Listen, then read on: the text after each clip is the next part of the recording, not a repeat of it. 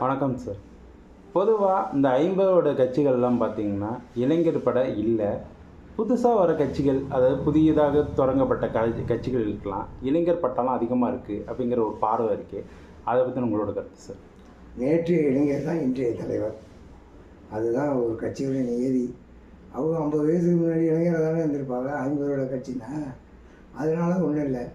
இப்போ சில கட்சியில் பார்த்தா தலைவர்கள் 4-5 தடவை வயதானவர் இருப்பாங்க. பாக்கி இளைஞர்கள் பட்டாளம் தான் அந்த கட்சியிலே இருக்கும். அப்படியெல்லாம் இருக்கையில் இளைஞர்களை யார் மதிப்பு? இன்றைய இளைஞர்கள் எல்லாமே செஞ்சு கற்றுக்கிட்டு வரையில் அது வேறு மாதிரி வருது, அவ்வளோதான். இளைஞர்கள்லாம் ஒரு கட்சியை தீர்மானிக்கிறது, வாக்கு வங்கியை அதிகமாக்குறது, எல்லா பணியும் கற்றுக்கிறதுக்கு சில காலங்கள் உண்டாகுது, அவங்க அனுபவங்கள் பெறுறதுக்கு. அதனால் இளைஞர்கள் தான் ஒரு புதிய மாற்றத்தை உண்டாக்குவாங்க அப்படிலாம் நினைக்க முடியாது. தலைவர் வேணால் இளைஞராக இருக்கலாம், ஆனால் கொள்கையால் சின்ன வயசுலேருந்தே மாணவ பருவத்திலேருந்து வந்திருக்கலாம், இடையில அரசியல் குடும்பத்திலேருந்து இளைஞர் வந்திருக்கலாம்.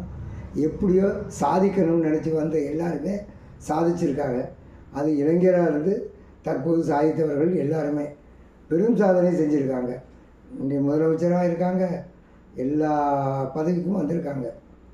அதனால் இளைஞர்கள் இல்லைன்னு யாரும் சொல்கிறது தவறான கருத்து. இளைஞர்கள் தான் இன்றைய இளைஞர்கள் நாளைய தலைவர்கள், இதுதான் உண்மை. இவர்கள் தான் அந்த கட்சிக்கு தூண்கள். நிச்சயமாக இளைஞர்களால் புதிய புதிய சிந்தனை, புதிய புதிய மாற்றங்கள் இது வரும். இளைஞர் சொல்கிறத தற்போது இருக்க அரசியல் தலைவர் கேட்டு அதன்படி நடந்து வெற்றிக்கு வழி பார்ப்பாங்க. இளைஞர் இல்லாத எந்த கட்சியுமே இல்லாமே இருக்காது.